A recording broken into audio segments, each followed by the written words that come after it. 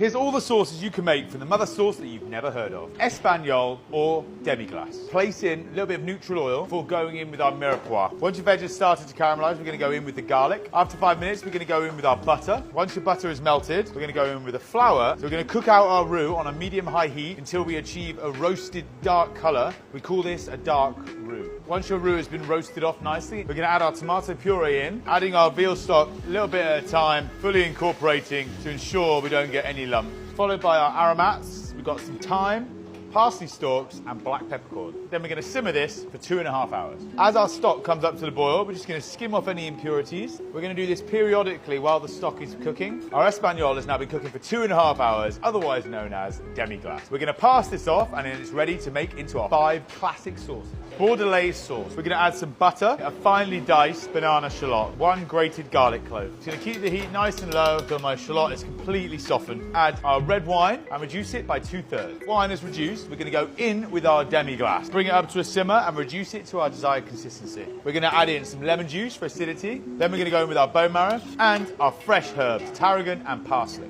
Very gently warm the bone marrow through in the sauce. I'm plating the sauce bordelaise with a beautiful seared fillet steak. Sauce Robert, my personal favourite. A little bit of neutral oil. We're going to add some sliced bacon. So once our bacon is caramelised, we're going to place that onto a tray. Then we're going to go into the pan with our sliced onion, 2 knobs of butter, making sure we remove all the fond off the bottom of the pan with the onions. Once the onions are starting to caramelise, we're going to go in with our sliced garlic. We're going to add some thyme, white wine, and reduce it by 2/3. Wine is reduced. We're going to add our mustard to the pan, our demi-glace. Heat up your sauce before finishing with the crispy bacon bits and chopped parsley. Season it with lemon juice. I'm plating the sauce Robert with a pork chop, crispy sage and pickled lemon. Sauce chasseur. We're going to start with some oil in our pan. Then we're going to go in with some thinly sliced chestnut mushroom. Once your mushrooms have started to colour, we're going to go in with a couple of knobs of butter and some seasoning. Diced shallot, 2 cloves of garlic. We're going to go with our white wine and we're going to reduce it by 50%. Once your wine is reduced, we're going to go in with some tomato passata, followed by our demi-glace. We're going to finish our sauce with tarragon and parsley and a touch of Chardonnay vinegar. I'm plating the sauce chasseur with a crispy chicken leg and some leeks. Sauce Madeira. Start off with some butter in a pan, add some diced shallot and just soften that down on a low heat. We're going to deglaze with Madeira.